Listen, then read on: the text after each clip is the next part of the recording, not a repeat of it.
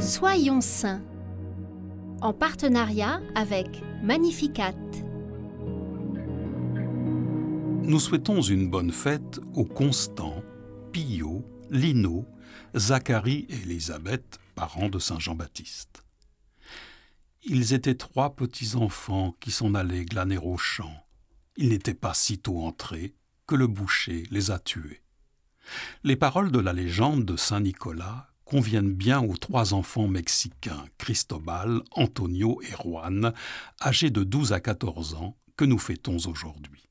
Ils font partie des tout premiers Indiens à avoir accepté la foi au Christ lors des campagnes d'évangélisation des franciscains et des dominicains, immédiatement après la conquête des territoires par les Espagnols. Cristobal est né vers 1514. En 1527, il se convertit et tente d'évangéliser son père, qui le bat et le jette au feu.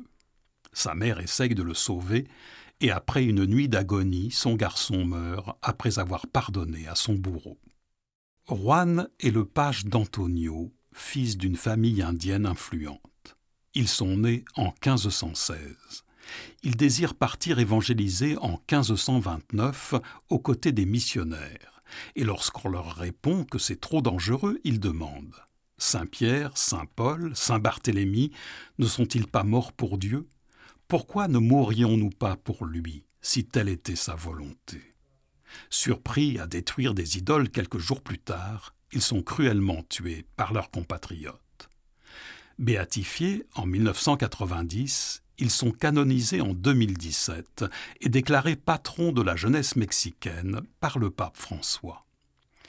Benoît XVI, lors d'une rencontre en 2012 avec des enfants au Mexique, les leur donne en modèle.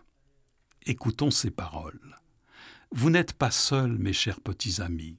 Cristobal, Antonio et Juan ont découvert qu'il n'existait pas de trésor plus grand que Jésus.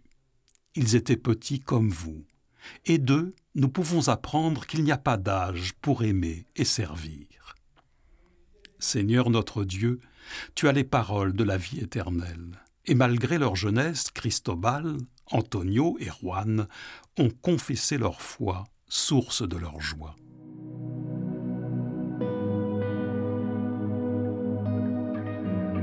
Donne-nous, Seigneur, par leur intercession, d'être pour nos contemporains sel de la terre et lumière du monde.